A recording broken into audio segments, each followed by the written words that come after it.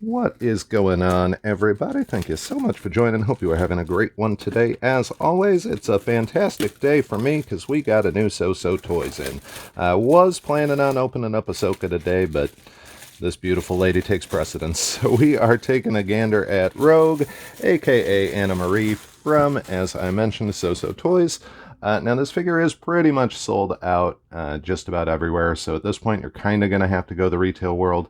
I did see it in stock at Neo Geek Toys, but I've never actually ordered from them, so I don't want to give them my official seal of approval. Also, it was about $225 plus shipping there, so a little bit over retail, but not too bad. The box, pretty dang awesome. Ooh, that's pretty. I actually like this better than this, but that's the figure, so I suppose I can't complain too much. We'll get that on out of here. This picture's gorgeous, though. They did a really good job with that one. Now, the figure I have seen a lot of already, and I can say I'm not a huge fan of the head sculpt. I think that's going to be pretty consistent with most people that you talk to about this gal. It's not awful. It's just not very 90s Rogue, which certainly was what I was hoping for. We'll take a better look at the jacket in a moment. This is really the important part here, so we're going to get right to her. We don't need you in here. You can move on out. And then there is also a pretty consistent flaw with the figure that we're going to check if mine has, and then discuss how to fix it if it does. And I'll kind of give you a rundown of an easy solution if mine doesn't, just in case you run into that problem. But let's take a look at her in all of her glory. Oh yeah, so that is beautiful. Mine does have the issue, I'm not sure if you could see it, but so you can kind of possibly tell the tip of her nose is a little bit shiny. Essentially what's happened with a lot of these is the way the packaging is, it presses down on her face, and that kind of pinches the little nose.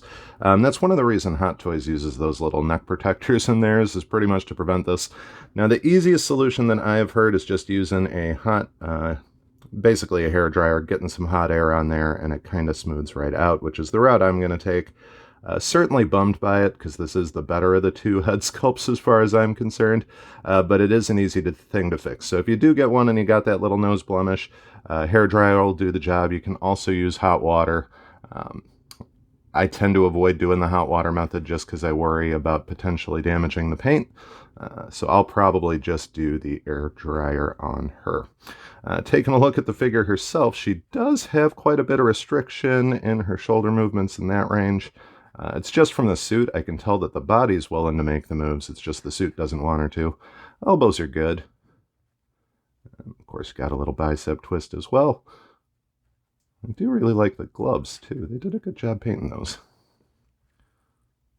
A little closer look, maybe. Thanks, lady. Nice work. Of course, she does suck the powers at anybody that she touches, so she's got to keep them gloves on if she wants physical contact with anybody. Little wrapping there. So that white stuff is probably just to prevent any sort of staining, which the belt's not going to move a ton. So you probably, I honestly think it's going to stain the yellow over time, just because that's usually how colors work. But like I said, the belt's really not going to move a whole lot, so you're probably not going to have that to worry about. You can take the belt off, which I might end up doing just to actually get that stuff out, or I'll just wiggle her around a little bit. But surprisingly, less restriction in the legs than her shoulders, which is actually pretty interesting to me. Does have a double jointed knee, but you're not able to get a ton of movement out of it.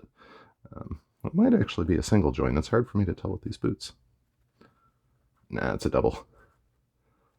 They did some really good paintwork on the boots, though. Look at those. As you know, I'm always a fan of how well they do the footwear. They did a pretty knockout job with that. Really cool. Overall, definitely a good-looking piece in that regard. Just a little bit bummed about that nose problem. Loving the hair. Honestly, the seam work on the suit's pretty darn good. It is one thing I noticed on my Unbreakable toy after playing around with it for a day, is just some of the stitching's not the greatest, but Really did a good job with this one. Overall, very, very pleased so far.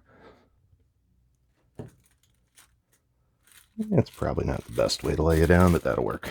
Now, of course, you do get her wonderful bomber jacket as well, which I, at some point, will be putting on her because it's kind of necessary, but for now, let's just take a quick gander at it. There you go, in all its glory.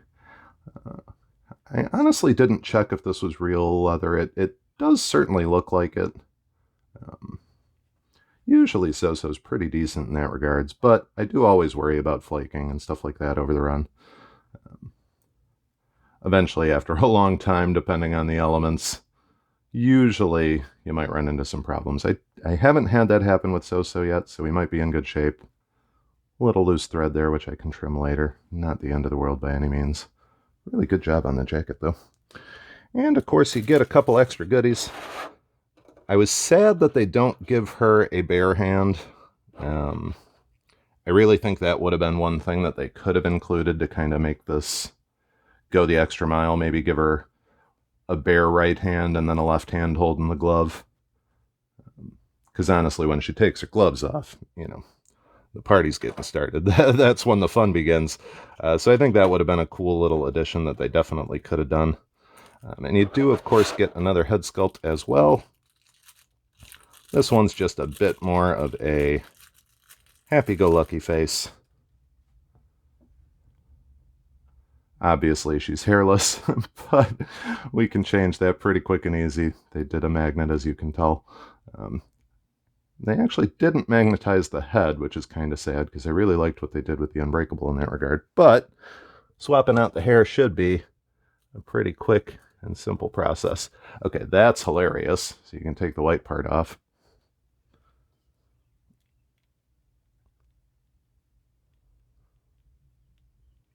This actually seems a little trickier. There we go.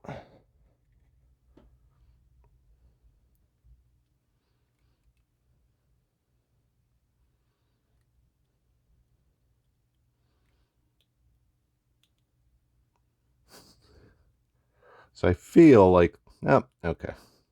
I was worried when you don't have the white part on, that headband does not line up as well. But once you get that in place, you're in good shape. I actually don't hate this head sculpt. It's not terrible. I kind of like the smile. It's tough to do some of the animated characters with like a realistic look. You really got to take some liberties there. And honestly, they did a pretty darn good job with that one. I was a bit skeptical at first just from the photos, but seeing it up close and in hand, definitely don't hate it.